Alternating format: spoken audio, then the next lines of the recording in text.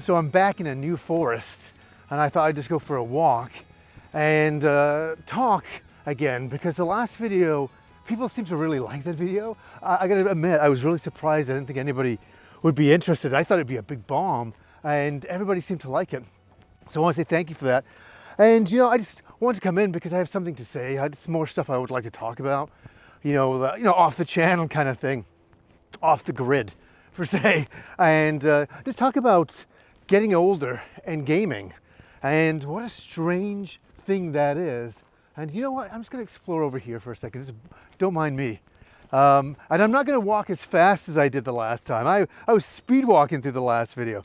Oh my gosh, why am I doing this? This is like crazy. Ugh. This is kind of a neat little spot in here. I just want to kind of explore kind of a little bit. I've never been up here. I take my daughter here for like walks and stuff, because there's a nice little stream here and stuff like that. But yeah, all of the wildlife is out today too. It's wonderful. It's like the first sunny day we've had in Vancouver. And I'm just gonna flick over here for a second. But what kind of got me onto this topic was, I just reviewed Resident Evil 9, a phenomenal game. I hope you're all actually enjoying it this weekend. I was really blown away by that game. I even said to Kim, after I finished playing it, I said, God, I missed that game. I really, really missed that game. And I really want to go back. I think I'm going to play through it a second time. But the thing that hit me in it, and it was this big emotional moment today, I couldn't believe I got it in a Resident Evil game. Usually you get the scares and all that, not the hardcore emotion stuff. But for me, it all goes back to 1998. And, when Rob came over and he brought over Resident Evil 2 when it first came out.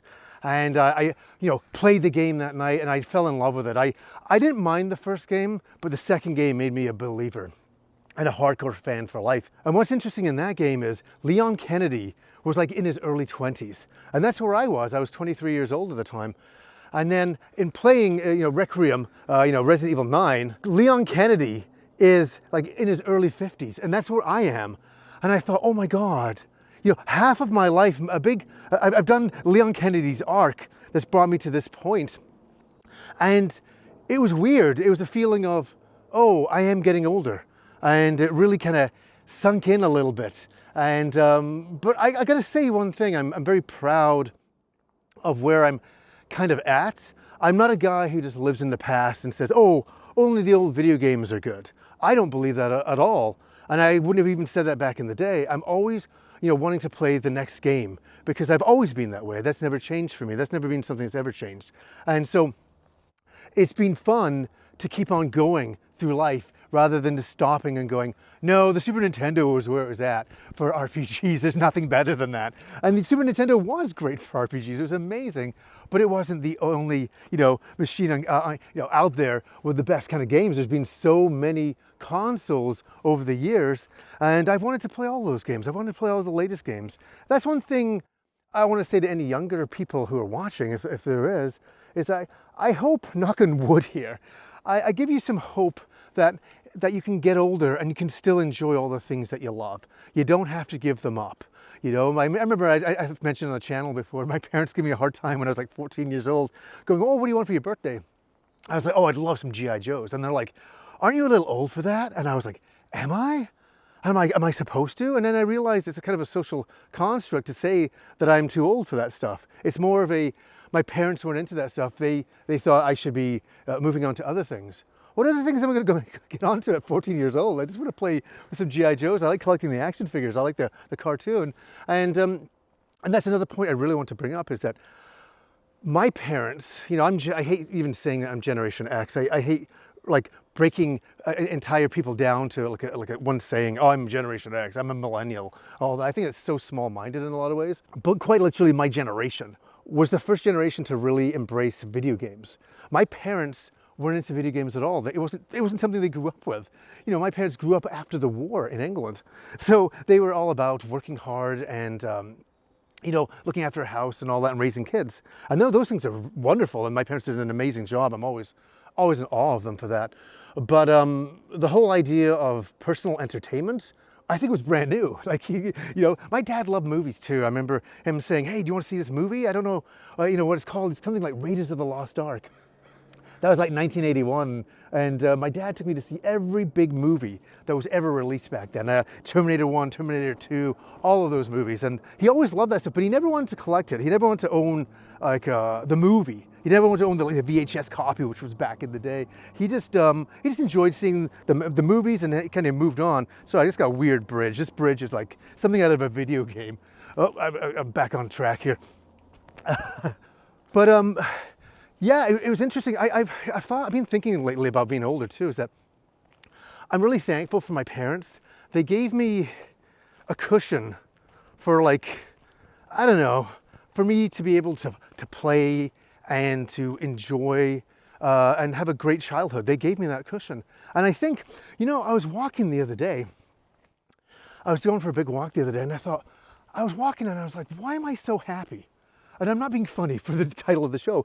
Like, I'm walking and little sparks are flying in my brain. I'm always excited about things. And I'm like, why am I so happy? Like, why have I been gifted this? When I know a lot of people have struggles, you know, with their emotions and things like that. We've all had different childhoods. And that's what it broke down to, was different childhoods.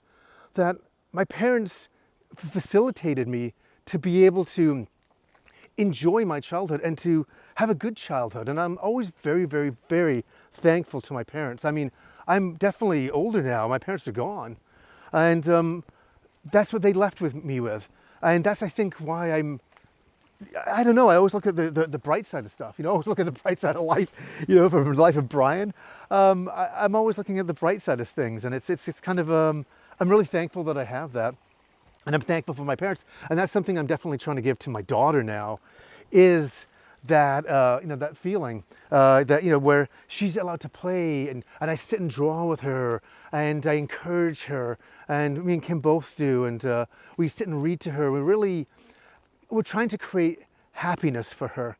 And so that she can grow up and hopefully feel like I do one day. That's all I want to do.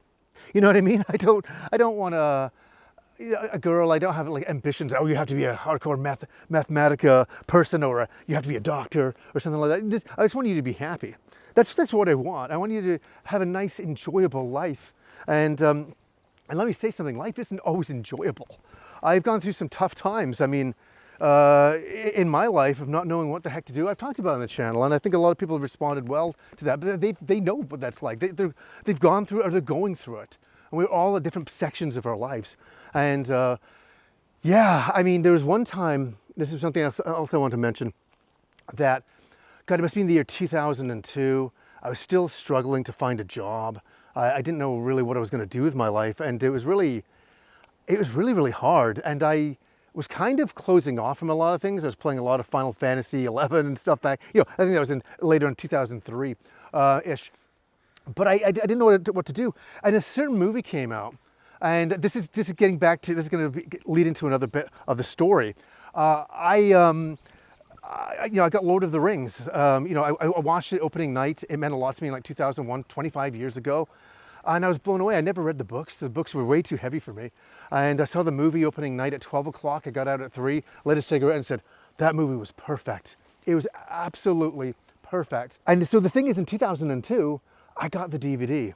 And I just want to say something. As I say, I don't condone drinking, over drinking, or smoking, or anything like that on the channel. I don't do any of those things. So the funny thing is, though, I remember getting the DVD of Lord of the Rings, The Fellowship of the Ring, and locking myself in my games room at the time, and smoking and drinking beer, and I had the best time of my entire life. I did. It was like the best time of my whole life. It was just like, and what it was I forgot about what was going on in my life. And that was like so fascinating to me. And I always remember that moment. And what brought that moment up is that last week I went to Fan Expo with Kim and my daughter. And obviously I'm not going to show my daughter's face in these pictures. But we did something that was so amazing. We met all 4 hobbits. And I just want to say that experience for a second. We had to wait in lineups for like hours and hours. It was crazy. I met a lot of people who watched the show while I was waiting in the lineups, which was really cool. And so if anybody who bumped into me there, I want to say thank you for coming up and saying hi. And there's one YouTuber who came out to me. I'm just going to say, I told you, he send me an email. I'll definitely subscribe to your channel. I'm still waiting for your email. If you didn't see this or not. Should I go down here? Oh my goodness. This would be a heck of a Lord of the Rings moment going down here. Shall I flick it so you guys can see? That's just a little ravine thing going down here. I didn't even know I should be going down here. There's a nice little stream going on here. And yeah, let's kind of get to that and stand here for a second. Very muddy. And I'm not wearing boots because I'm a crazy person. Oh, look at this. This is kind of nice. That's really nice. Yeah. Oh, well. I'll flick the camera back to me.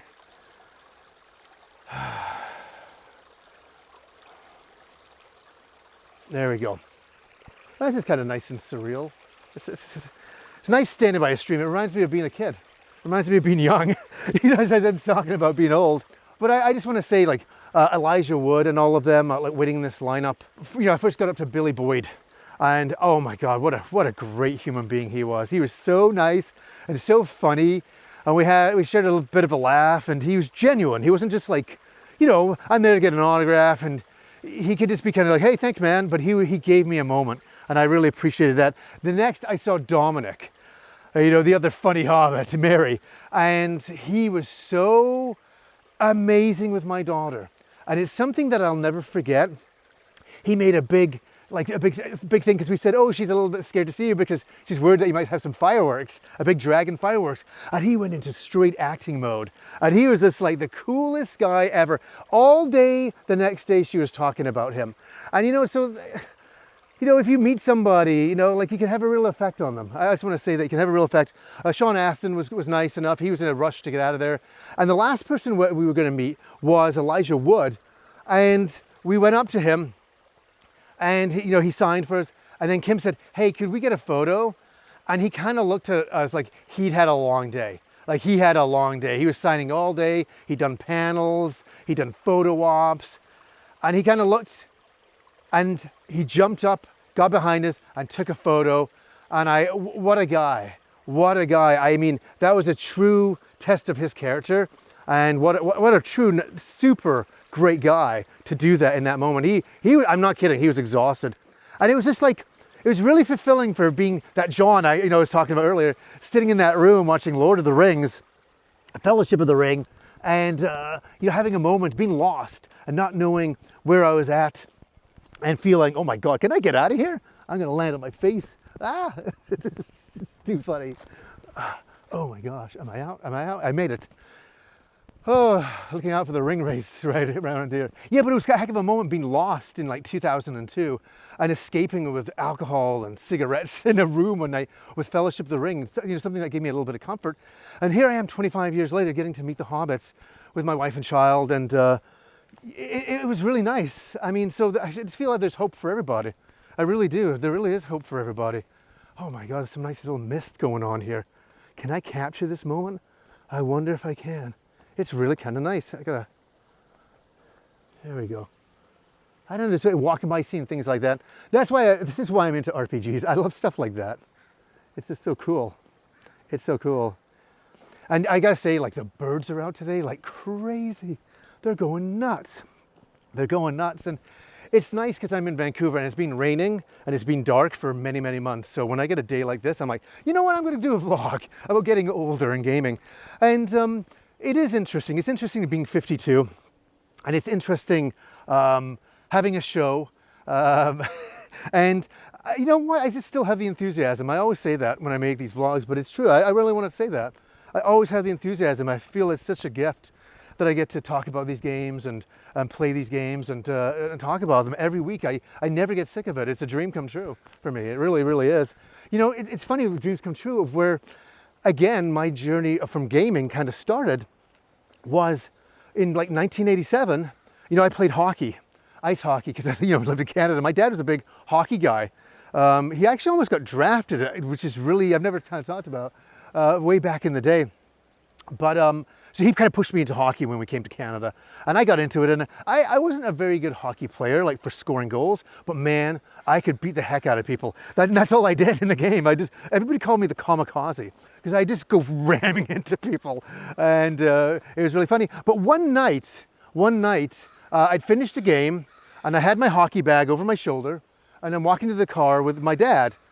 Hey, crows, keep it down. And I'm walking to the car with my dad, and my dad's like, I'll take your hockey bag. I'm like, no, I'll put my hockey bag in the car. He's like, no, I'll do it. And I'm like, why is he fighting with me over this? Why would he? And then he's like, okay. And he's like, he opens up the trunk, and there was a Nintendo Entertainment System. And it was my birthday. And it was probably like a day before my birthday, and they got that for me. It was in the back of the car, and I kind of ruined their surprise. But to be honest with you, the surprise of it was better that way. And I was, oh my gosh, because everybody in my neighborhood had a Nintendo. And I'd asked my parents, and they lovely parents got me one. And it was awesome. I played like Hogan's Alley that night. And it didn't come with Super Mario Brothers though. It came with like Hogan's Alley. And so I played those games that night, and it was really cool. But then I borrowed off a friend of mine down the street, Super Mario Brothers. And that is the game that really changed it all. I remember playing it every single day and dying and not understanding the mechanics and getting used to the D-pad. And, just like video games were a brand new kind of concept. You played them in the arcades and things. And I had an Atari. I never liked my Atari. And all of a sudden, there I am having, a brand new kind of experience. It was brand new at the time. I remember even saying back then, I'm like, oh, how do you pronounce that? Nintendo? Like, what is a Nintendo? I didn't even know what it was. It just sounded weird. It didn't even sound Japanese. It just sounded weird. I didn't know what it meant. And so every day I would play Super Mario Brothers and get a bit further and a bit further. And my dad was watching me.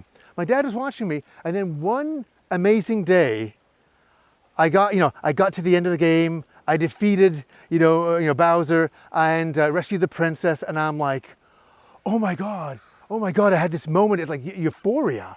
It was like, I did it. I beat Super Mario Brothers. And you had this like, especially as a kid. And I said, oh my God, I don't know what to do now. And my dad's like, well, you get another game. And maybe that was not the right thing he should have said to me, because quite literally after that, that's all I did was get another game. I got into the addiction of video gaming and the love of video gaming. I don't just want to call it like some addiction as, I was blindly crazy with video games. I didn't know really what I was doing. I was having a really good time with it. And it was like wonderful. It was like, and I started connecting with my friends down the street, playing games with them and discovering, RPGs. And then that just changed the game. It was like 1988, 89 was the big changer for me. It's like when I got really into anime and manga and RPGs. That was the turning point. Before then, I was looking at computer role-playing games on the computer at my friend Angie's place. I was watching Bugs Bunny and things like that on the TV. But everything started to change. It was Robotech in '85 that really kind of got me on that direction. But it was in '88, '89 is when I discovered anime and like hardcore, like other things besides Robotech. And shall I go for a walk down here? Or it's probably going to lose me again, but it is what it is. It's going to get kind of bright around here. I can always use some different kinds of shots to cover this up. But yeah, how do you guys feel about getting older? It's weird, isn't it? Because those moments we had just keep getting further and further away. I was thinking the other day, I was like, Final Fantasy VI, which was Final Fantasy III when they brought it over here, they renamed it to 3. I was like, that's such a beloved game of me and Andrew. And I'm like, what the heck? That's 32 years ago? Like, where did 32 years go by? And that's another thing, it goes by so fast. It's kind of funny. I was telling my wife, I said, all the girls that I went out with back then, they're all 50 now. it's like, you know what I mean? Because I always kind of think of them as being younger, because that's when I met them. But no, they're all like 50 years old, and it's really weird thinking about all the people in your past. And that's something else I want to say is a lot of people will come into your life and they'll exit your life as well. The friends that you have now may not be your friends in a couple of years, and that's okay. That's all part of it. I actually kind of found in my 20s, I was hanging out with a lot of people, everybody here and there, all over the place. And then in my 30s, I was a little bit more selective about it. 40s, I became very selective about it. And then 50s, I got like 5 people I really realistically hang out with. And that's also because I'm looking after my daughter and I'm spending time with Kim. Those are my most important people to hang out with. And so, yeah, it's funny how people come in and out of your life as well. I mean, it's just all part of the game.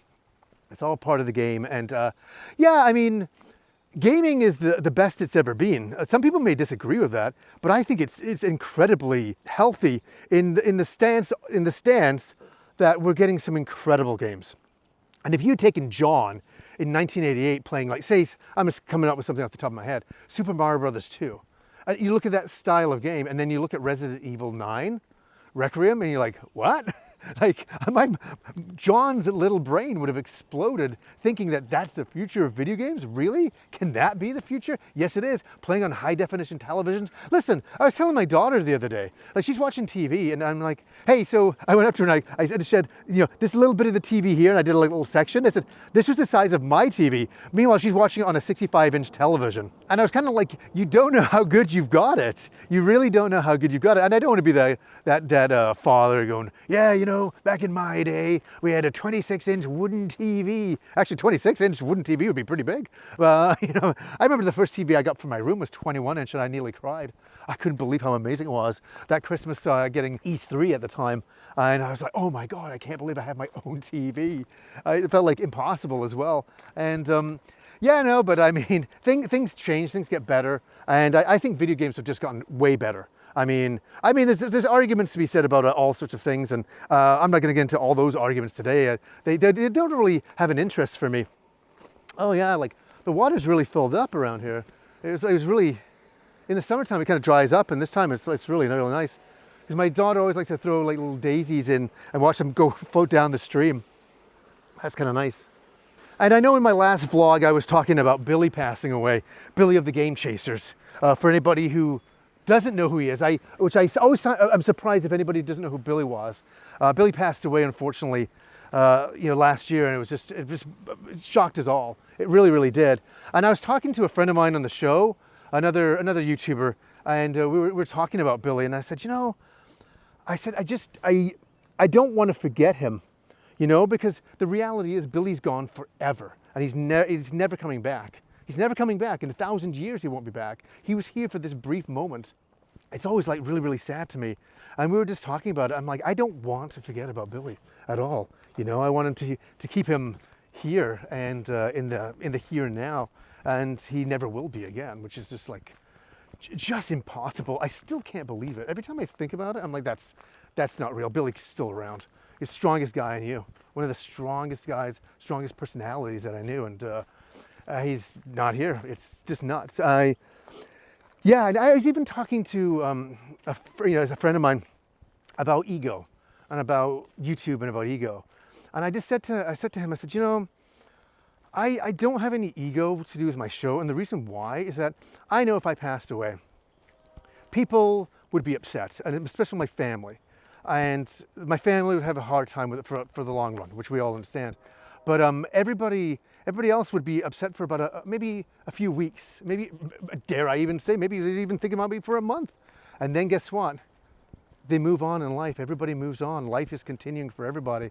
And I kind of look around, if there's anybody who's on YouTube and is having some kind of ego and think that they're better than everybody else and that they're going to last the long run. No, none of us last the long run. None of us do. Just because you have a bit of notoriety on a website doesn't make you more important or more interesting than anybody else. I mean, for me and my show, I love hearing about other people's stories. I love meeting people randomly in Vancouver and saying, hey, what's your story?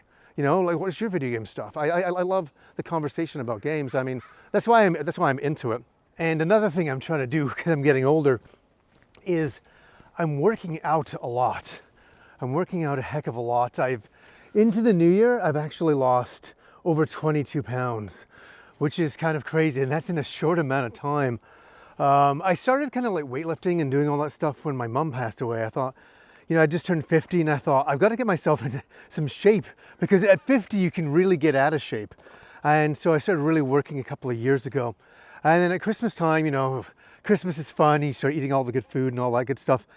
I was like, okay, forget it. We're going back on the bandwagon.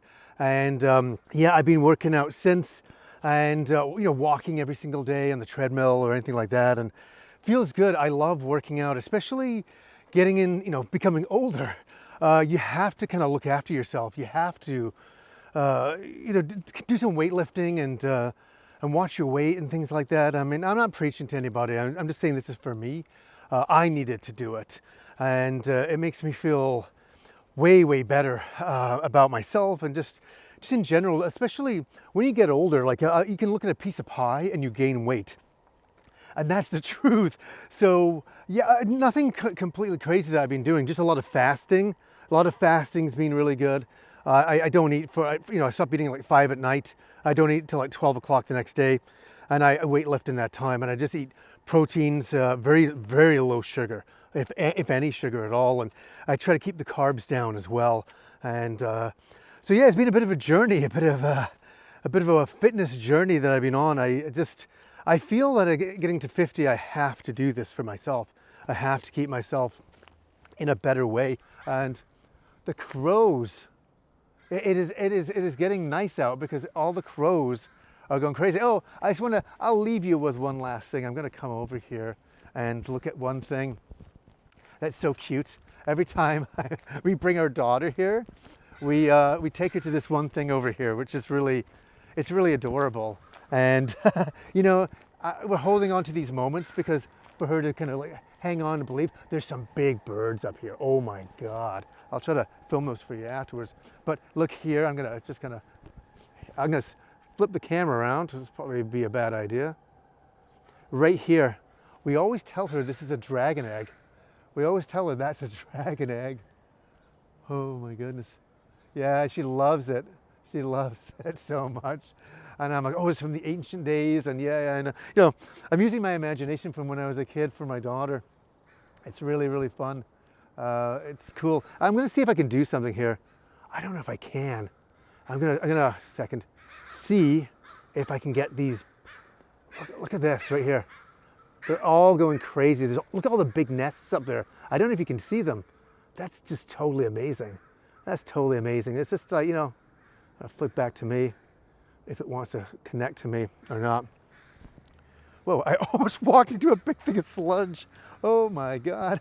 But that's just the power of life. It's wonderful to go for a walk in a forest and just take in the energy. I actually think there's a lot of energy. When I was a kid, you know, I used to walk around all the local forests and I just used my imagination and pretend I was in RPGs and in fantasy worlds because my imagination loved it. It was just something that really connected with me and made me feel pretty good. Yeah, this is a nice park. I really like this place a lot. It's really quiet and it's really, I don't know, really cerebral. You just come in here and you just can like go into your chain of thought and it's nice. And there's turtles over here as well. I know that, but how are you guys doing? How is your life going? How's it feel to be older for you guys? Oh my gosh, I don't know. It's a strange beast. Oh, everything. There's trains going on. There's crows going on. Life is going on, and that's kind of it. Life just kind of goes on, doesn't it? It just goes on and on and on, and we just hold on for the ride. I mean, I think, you know, to get to even 52, I'm very thankful for. You know, I think it's a gift, and yeah, and I'm knocking wood. Hopefully, I'm here to do the 20th anniversary of the show, which is in a couple of years. I hope I can last that long. That'd be something else. And you know, this March is the 18th anniversary of the show when I first started it, and I didn't think that I'd still be doing it. It's just so weird. It's so weird. It's the strangest thing ever. Yeah, even my beard is getting a little wet here because it's so cold out. Oh my gosh, but beautiful out. Beautiful out. And guys, I'll ask you, what does it feel like getting older for you guys? Some 15-year-old kids like, I'm not getting older, you are. And you're right about that. But one day we'll all be in the same boat, we'll all be in the same thing. And that is for sure. So anyways, guys, until next time.